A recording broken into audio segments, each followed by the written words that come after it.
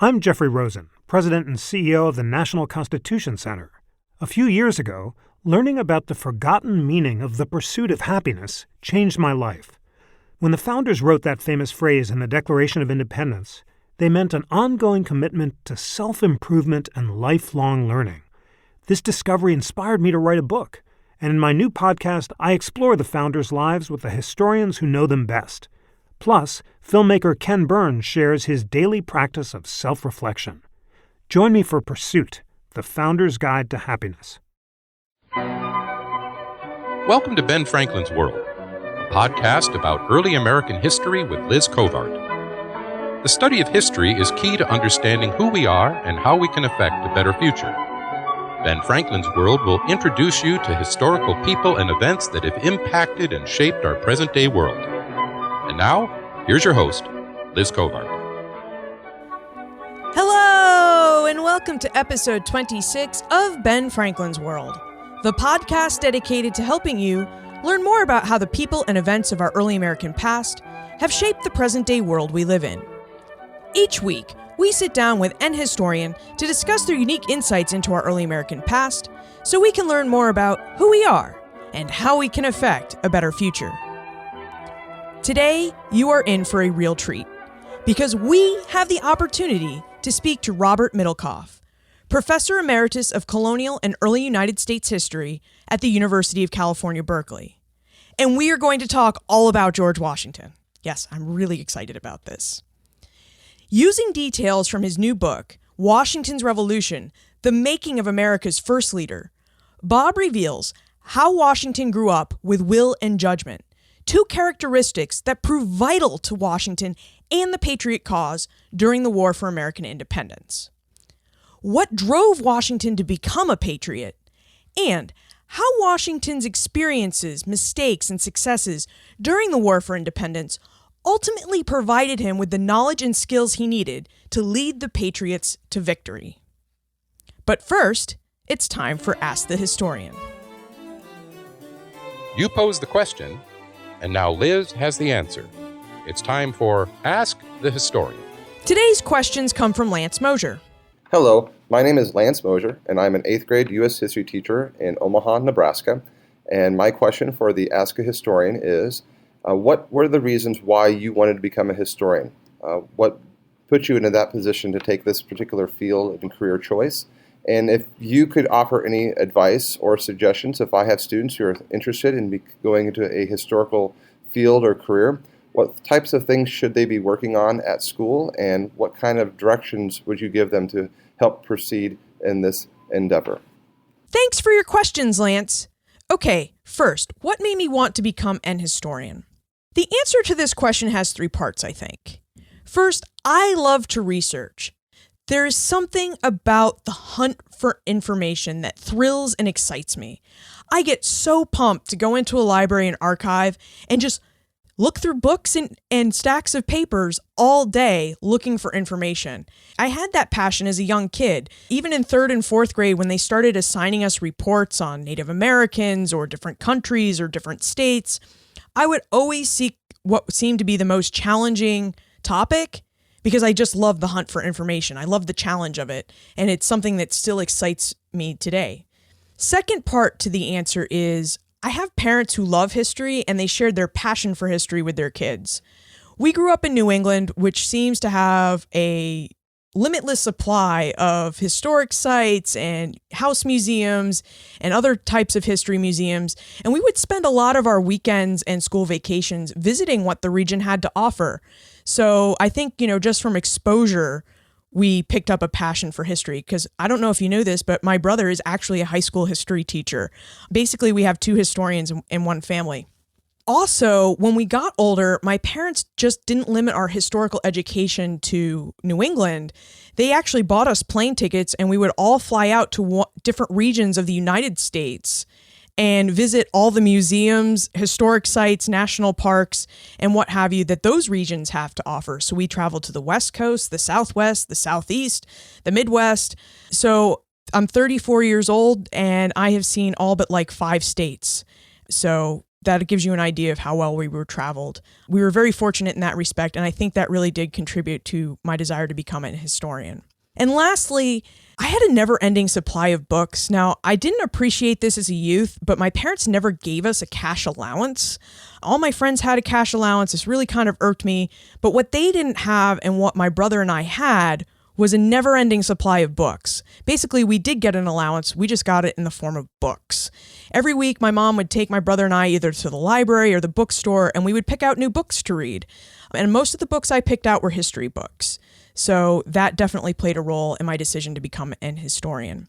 And as to why I study early America, I credit New England. It's really hard to grow up in this region and not form an appreciation for the role the region played in the American Revolution. And so I just fell in love with the period at an early age, and I have never lost my passion for it. So that is why I study that aspect of early American history even today.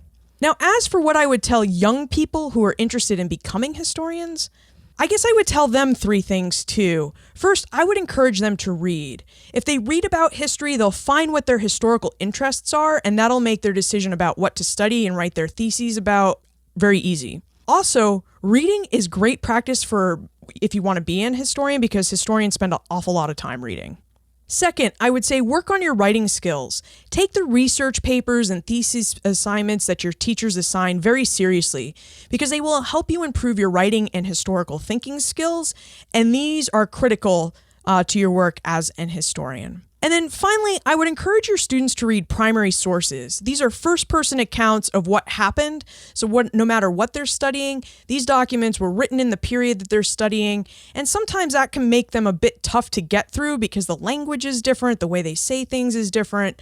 But oftentimes they're just really fun and interesting. And I think the best way to sample the historical profession is to sample the sources that we use as historians.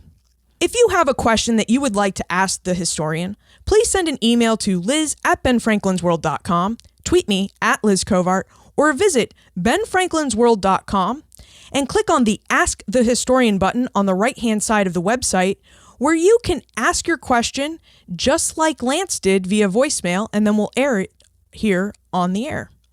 And now for our conversation with Robert Middlecoff. With tidings and wisdom to share about our early American past, here is this week's special guest. Robert Middlecoff is a professor emeritus of colonial and early United States history at the University of California, Berkeley. He has authored 5 books, including The Glorious Cause, The American Revolution, 1763 to 1789, and most recently, Washington's Revolution, The Making of America's First Leader. Welcome to Ben Franklin's World, Bob. Well, I'm glad to be in Franklin's World. And we are happy to have you join us today, but we won't be talking about Ben Franklin, but George Washington and how his experiences led him to adopt an American identity. Sounds good. So many historians have written books about George Washington. What made you decide to write another one? Well, it's true. There are many books about Washington. I have been interested in him for a very long time. And of course, I did quite a lot of work in various editions of his papers, including the microfilm edition in the 1970s when I was doing research for the book you mentioned, The Glorious Cause. Washington obviously was a central figure in the Revolution and the Revolutionary War, and so I did read a lot of Washington's writings and letters and reports and so on, including a good deal of the correspondence to him. I never thought in writing The Glorious Cause that I really had finished with Washington, and a lot of curiosity about him, an interest in him. He's in some ways an enigmatic figure, difficult really to get a hold of, remained with me. And so writing the book, in a way, this book, Washington's Revolution, is the product of a long-standing curiosity and interest in him. And I discovered that though there were many books about him, not all had been said by any means. And I don't really believe in historical duplication. I think every historian has something different to say, so I didn't feel burdened by the knowledge that there was a lot of books about him, and some of them really very good.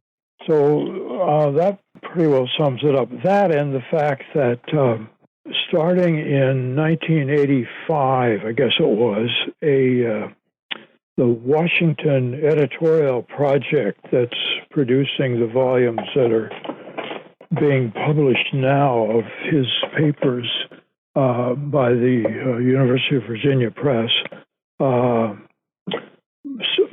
produced or started producing in 85 the series called the Revolutionary War Series. By the time that I finished writing this book, I think there are about 21 or 22 volumes out. There hadn't been a complete edition of Washington's writings before this project got going at the end of the Second World War, and so it made it a lot easier. Plus, it's really a first-class piece of work, and it includes all the letters to him that have survived, plus a lot of reports that were generated by Congress and by military commissions during the war. So all of that added to my interest and the feeling that I really could do a pretty thoroughgoing job of working through his papers. In Washington's Revolution, Bob states that Washington possessed two key qualities that helped him master himself and persevere during the War for American Independence: will and judgment. Bob, would you tell us how and when Washington learned those key characteristics of will and judgment? I'm not sure I'd put it that way. That is, that he learned them, I think, had something to do with a really powerful will that he displayed throughout his life. He was somebody who was willing to give way on his opinions and judgments if the evidence was there. He was always firm in his very convictions, and so there was a kind of inner force. That's part of the will, I guess. Almost an aggressiveness, but it was not an aggressiveness of an angry man. He was not an angry person, but he had a powerful sense of that we would call will, powerful moral sense as well, and a sense of his own honor. All those things, I think, were developed through his experience, and in some ways it goes back to his early youth, in that he came from a family not of uncertain origins, but not a family in the elite, the top flight social group in Virginia. He was always, well, until I suppose you would say he married Martha, or at least late in the French and Indian War, late in that war, he was always somewhat on the fringe of society, even though he had an awful lot to do with the powers of the elite in the governor's office and in the legislature. He was still, in some slight way, a marginal figure. And I think the determination and the force, bordering on aggressiveness, I guess would be the best way to put it, reinforced that will, drew on it, and strengthened it. The judgment, the other characteristic that I found so powerful in him was his judgment. He was a man who, he reminded me in some curious ways of really good scholars. He wanted evidence. He wanted to think on the terms of evidence. He was a skeptic of unformed or what appeared to be badly formed judgments and opinions. And his own judgment on most things was really strong and true. And That developed through his own experience. He learned to trust his own judgment and to trust himself. And it came through in part at least, through the demands on him as a figure of power in the military, and that certainly strengthened the whole thing. Do you think his powerful will developed from a sense that he had something he wanted to prove to the elite? That's actually a really good question, a good way of putting it. I doubt that he ever said to himself or was explicit in any desire to prove himself, but that desire was certainly there. You can see it pretty clearly in his ruminations, his letters over the early desire to be commissioned in the British Army, to have a royal commission. That was a way of proving himself and proving his worth and worthiness. And so, yes, I suppose in answer to your question, maybe it's a qualified yes. He certainly did wish to prove himself. Since you brought up the French and Indian War, can we talk about Washington's early military experience? Would you tell us about Washington's experiences during the French and Indian War? And would you also address for us whether or not Washington actually started that war? Well, to take the last part of your question first, no, he did not start that war. There had been antagonism, of course, between the British and the French for centuries. There were ample reasons or causes that were European that brought on the 7 Years' War. America was certainly at stake in that war and was one of the prizes of the war, but Washington's actions in the West certainly didn't bring it on. As for his experiences in the French and Indian War, it's a really tangled history. He learned a great deal in the 1750s during the war in America. He became early on, of course, the colonel of the Virginia Regiment and served with various British commanders, under various British commanders. During a part of that time, of course, he wanted to become a royal commissioned officer and failed to persuade the British government to give him or award him that commission. But in the war, it was an extraordinarily difficult task that he had, using really badly formed and untrained Americans in the Virginia Regiment. But Washington had to pretty well form the men who came from county militias sent off by their counties, called by the governor to serve in the Virginia Regiment. They were badly trained. They were badly armed. He did not have the resources he needed to equip them properly or even feed them properly. As a kind of forecast of the revolution, he couldn't even pay them at times. And he was expected, the tradition was, that the colonel of the regiment was responsible for making certain that their pay was forthcoming. Of course, that pay had to be first voted by the House of Burgesses of the legislature and then approved by the governor. So it was a difficult, tangled operation. He did his best dealing with all parties concerned. He learned how to lead during that period, I think, and he made certain mistakes, fell on his face at times. Through it all, he had to satisfy the planters and small farmers in the West that he was going to defend them against both the French and the Indians. He had a difficult time with them. He was threatened physically at several times by them when they thought that he was not doing an adequate job. He faced their disaffection when he was trying to recover deserters from the regiment. Sometimes settlers would hide or conceal or feed and support the deserters, sometimes not, of course. So in every way, it was difficult, and through it all, he had to cooperate with the British commanders.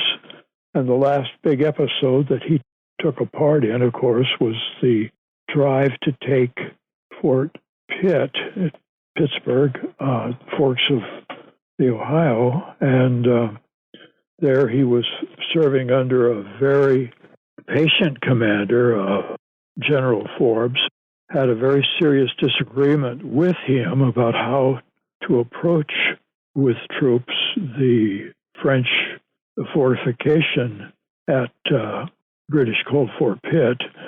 There was a long discussion, mostly through letters with Forbes about what the proper route should be, whether a new road should be cut up the valley. And that was Washington, I thought, did not handle that very well.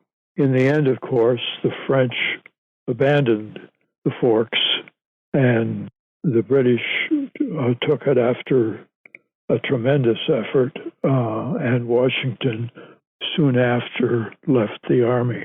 I've not mentioned the Braddock disaster in July of 1775 when the expedition to the west under General Braddock was undertaken. Washington was not in the Virginia Regiment, but at that time he had resigned his commission, but went along as Braddock's advisor. I think he learned a great deal during that expedition, even though it ended in a terrible disaster. But he was close to Braddock. He performed in some ways brilliantly himself, but he was, after all, only an advisor. And during the expedition, he was very sick himself, but went along and performed his duty, I think, with a great deal of courage, even though he was really very, very sick himself. He left the Army then late in 1758 after the fall of Pitt and married Martha Custis in January 1759. After the French and Indian War, Washington faced a decision that faced many North Americans. Do I become a patriot? Do I become a loyalist? Do I try some neutral course? Why did Washington ultimately decide to become a patriot? Was it his French and Indian War experiences, parliamentary taxation, a combination, or something else? Well, in some ways, his development as a supporter of the American cause was that of most Americans.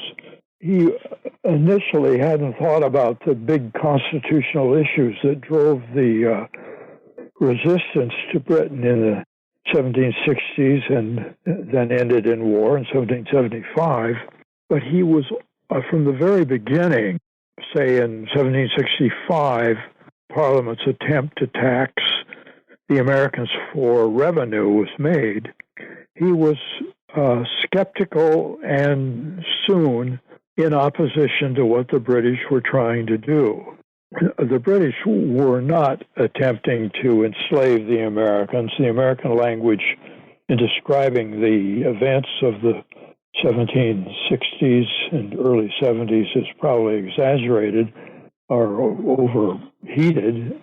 The British were simply, in a very clumsy way, trying to their American empire and extract a revenue from it and bring it under full control. But it was understandable that the Americans should interpret it the way they did, that is, as an attempt to really crush American liberty. And Washington agreed with that kind of analysis. He was slow in believing it. He did not want to believe that the British were really taking oppressive measures of taxation, and then, well, the early use of troops, the use of an American Board of Customs Commissioners, the whole panoply of reorganization that the Americans faced.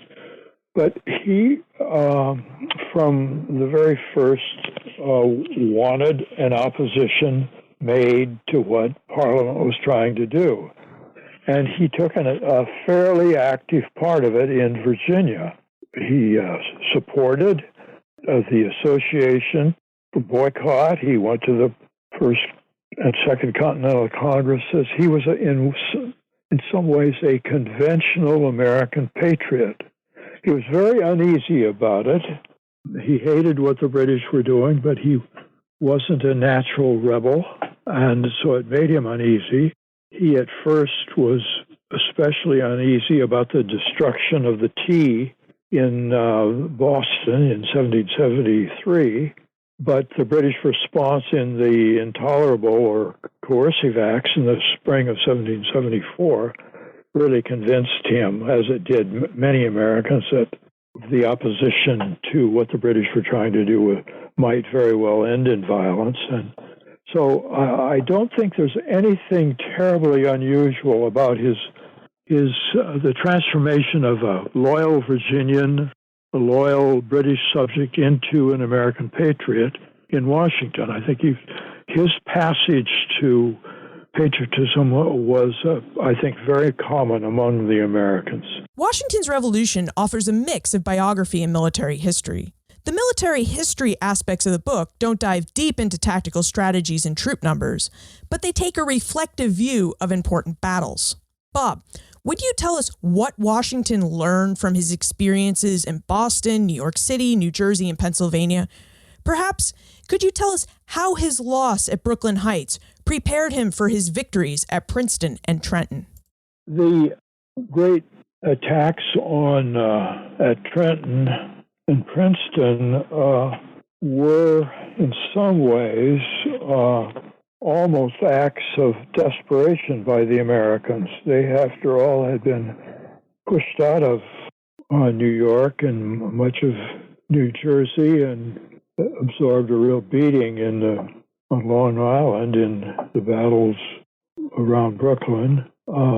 Again, Washington, I think, it enlarged his military experience. It gave him more experience in the movement of troops, keeping them together, moving them, and keeping them as much as possible under fairly firm discipline. I don't know that he learned much tactically, because what happened in the Battle of Long Island, 1776, also in some ways was repeated in the beginnings of the battle at Brandywine in Pennsylvania, where he was outflanked again.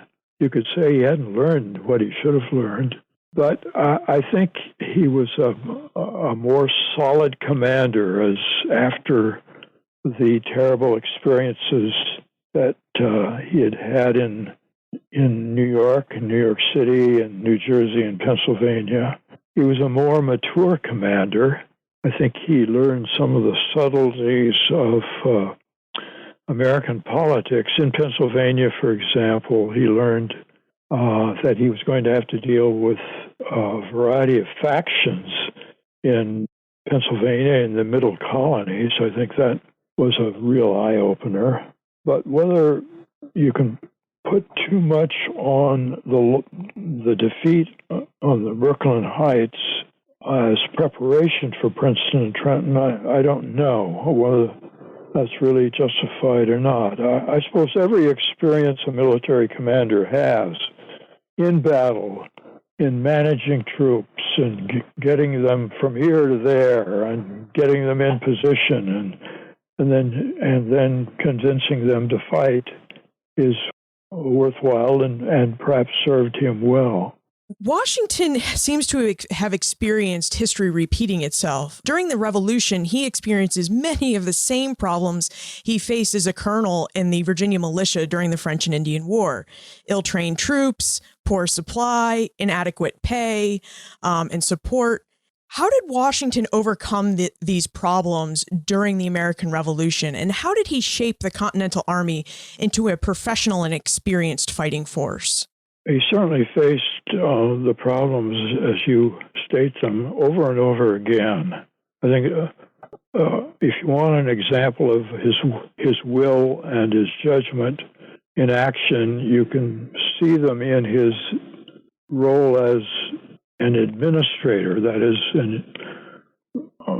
somebody handling logistics, somebody getting food and recruiting troops and seeing that arms came to them, and did all the things just to keep a group of men alive and prepared to fight. He had to do that over and over again because short enlistments cut down on the continuity of experienced people. He would get a group of men in the Army who were experienced, and before long they would be going home because their enlistments might be as low as 6 weeks, or more commonly 3 months or 6 months. And as you know, this was a war that extended over just about 8 years, and so he had the same kinds of problems over and over again. He dealt with them in part through skillful and graphic appeals to Congress. Congress, after all, was responsible for obtaining the funds that supported the military effort. He dealt with the Congress, I thought, very, very skillfully. He was never hysterical. He was always calm and talking to them, and yet the sense of urgency that he felt was clear in the letters that he sent to the President of Congress and to other members, and in dealing with the congressional committees that visited his camp throughout the Revolution.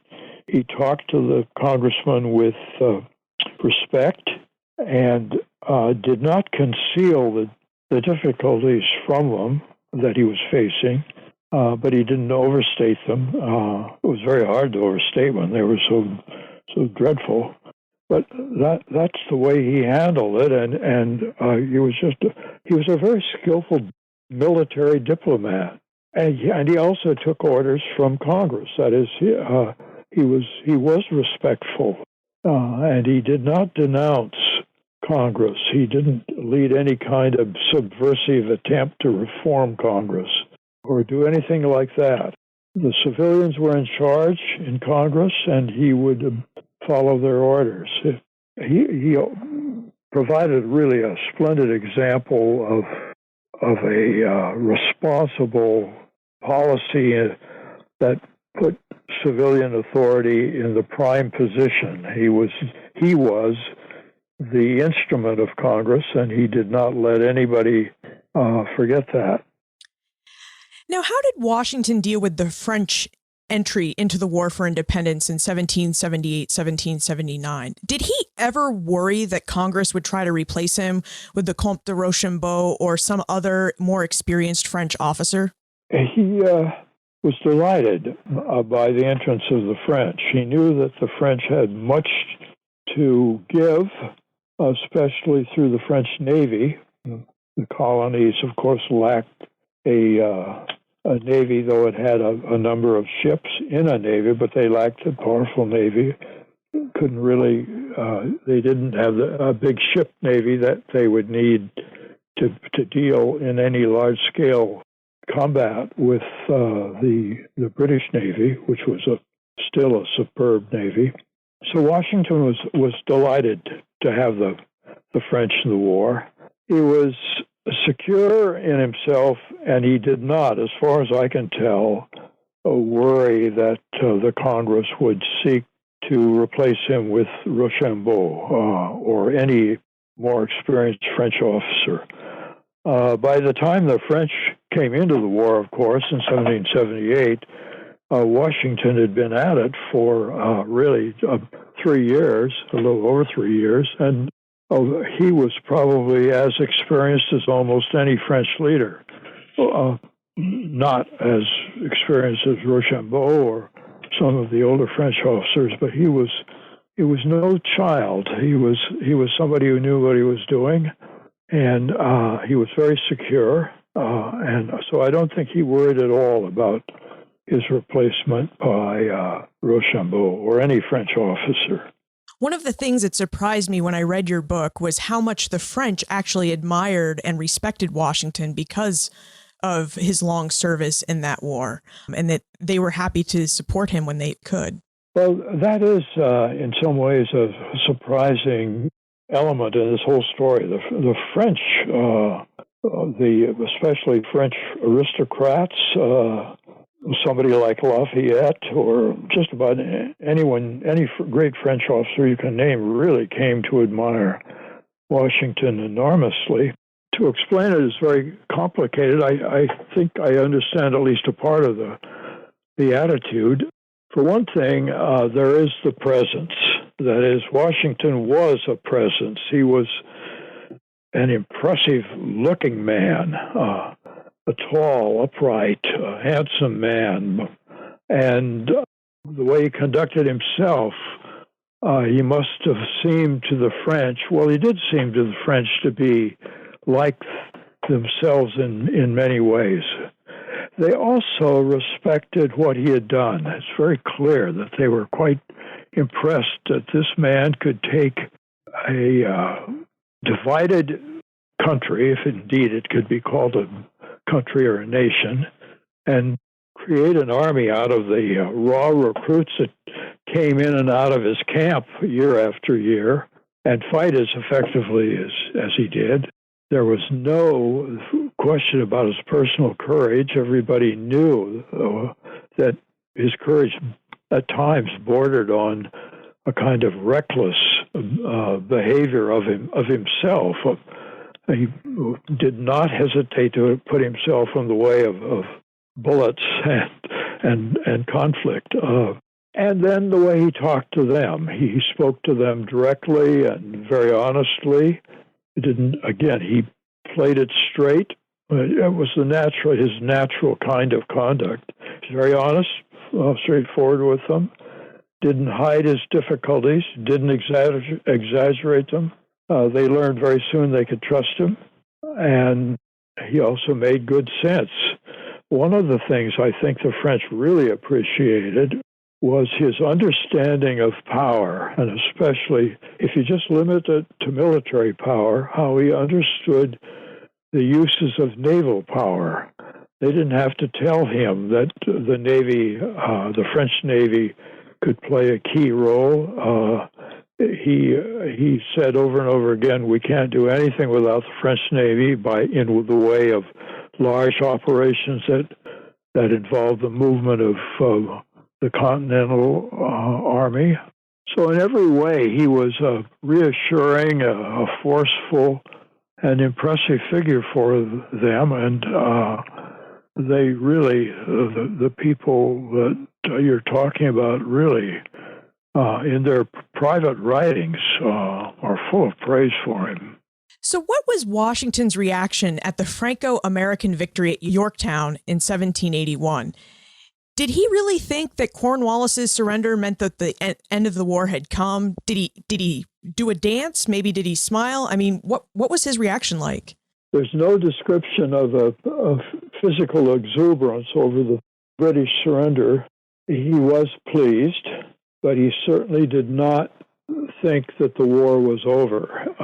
He took it very coolly and said explicitly that he was worried that people in America would, including Congress, would say that no more effort really was necessary, the war was over.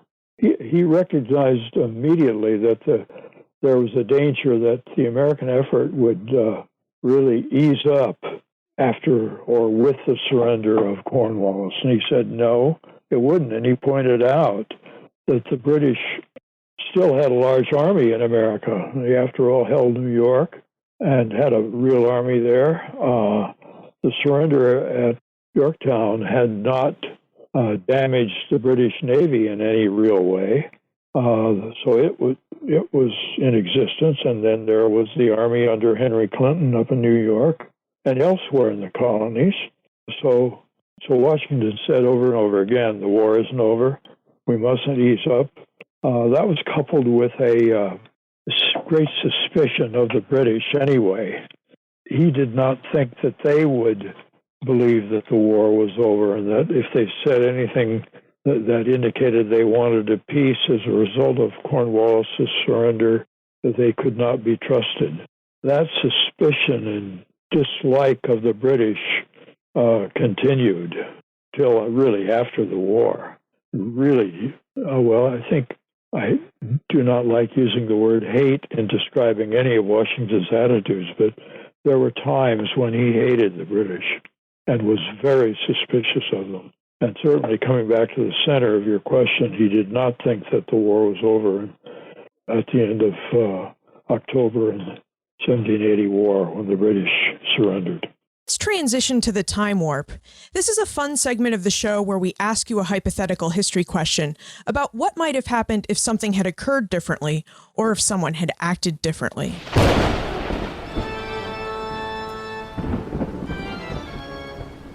The time warp. Historians can't predict the future, but they can speculate about what might have been. Are you ready for your time warp question, Bob? Yes, I'm bracing myself. Go ahead. One of the aspects of your book that really fascinated me was Washington's contemplation about whether or not he should attack the British while they were occupying Boston in 1775 and early 1776. So your time warp question is, in your opinion, what might have happened if Washington had ignored the advice of his officers and attacked the British while they occupied Boston? Do you think Washington and the Continentals would have defeated the British? And how do you think that this action would have changed the course of the war? Well, it is a hypothetical question. It is.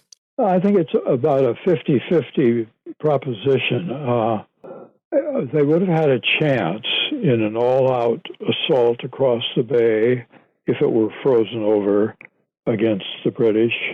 But if the British had prepared themselves, if they had gained a prior knowledge that an attack was coming, an all-out attack was coming, say in the winter of 75, 76 across the bay, and it had really prepared fortifications to meet such an attack, I think the attack probably would have failed, given the fact that the American Army still was not that good, and it had been sitting in emplacements and camps all around Boston. It hadn't had a lot of training. It still wasn't very well equipped. There was a core of really good troops there, to be sure, but on the whole, the British Army was a superior fighting force. So I think probably unless things have really broken the American way, the British probably would have defeated that attack. It would have made a great difference depending on what American losses were. If the losses had been terribly heavy, it would have been very hard to put together a new sizable American force. So on the whole, I think it probably was a good decision to hold off and wait until, well, they held off until March, of course, got up in Dorchester Heights and threatened the British with heavy artillery, and the British, sick of the place by that time, really did get out. Well, thank you for entertaining that question. I was really curious to know your thoughts because it seemed like that decision of whether or not to attack Boston really kind of got under Washington's skin. He was really thinking about it and wanted to do it, but held off. Well, you're right. It did get under his skin. He had to restrain himself, I think, many times during the Revolution. He really wanted to get at the British. He wanted to inflict pain and suffering on them. Restraint and cool common sense, I think, stayed his hand. Would you tell us about what aspect of history you are researching and writing about now? Well, I've got a couple of things going. I've been thinking about and have written a part of a manuscript on great American 20th century narrative historians. The principal figures in it would be Samuel Eliot Morison, Allan Nevins, the great Civil War historian, and Arthur Schlesinger Jr. What I've been working on really off and on for a number of years in retirement is a very different kind of book for me and a different field.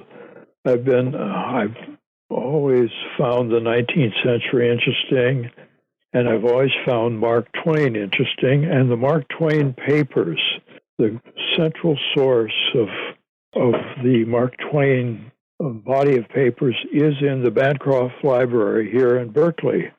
And so I've been reading Mark Twain's letters and letters to him, as well as his works, and a good many 19th century American writers as well.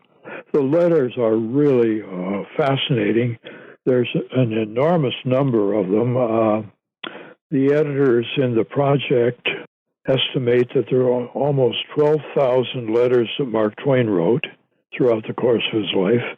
And there are about 17,000 letters to him and his family in the collection, plus all the manuscripts that have survived and a great printed collection as well. So I've been thinking about writing a book about Mark Twain in the Gilded Age. That sounds like a really fun project, so good luck, and I hope you have a lot of fun with it. It is. It's really, I find myself laughing an awful lot while I'm reading his letters because he was really a terribly funny man. Where is the best place to look for more information about you, your work, and how to get in contact with you? If people want to get in touch with me, they can always write me in care of the Department of History. Well, we'll include a link to your email address in the show notes page for this episode. Well, Bob, thank you so much for joining us today. You have really helped us gain new insight and a new appreciation for the man that Washington was. So thank you so much for joining us. Well, thank you. It's been fun. Washington is a man that historians can appreciate. Not only did he possess an interesting and respectable character, but he learned from the past. Washington tried to improve his leadership skills and military tactics with each battle he fought and each challenge he faced, because he wanted to be successful. So he looked to history to help him obtain that success. I found it very interesting also that Washington decided to become the patriot that he was the way most Americans decided that they wanted to become patriots, loyalists, or neutrals. I mean, George Washington today is an iconic figure and not one you think of as an ordinary American.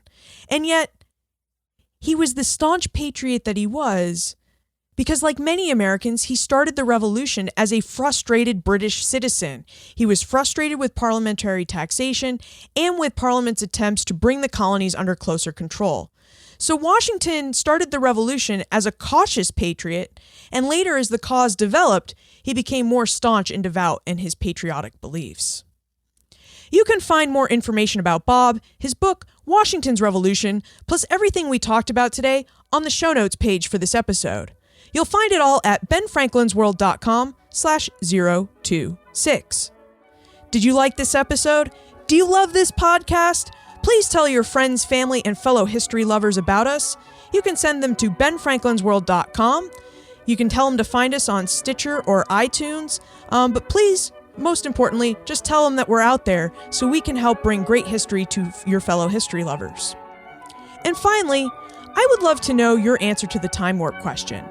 What do you think would have happened if Washington had attacked the British while they were in Boston in 1775 and 1776? Send your answers to liz@benfranklinsworld.com or tweet me @LizCovart. And remember, never leave till tomorrow that which you can do today.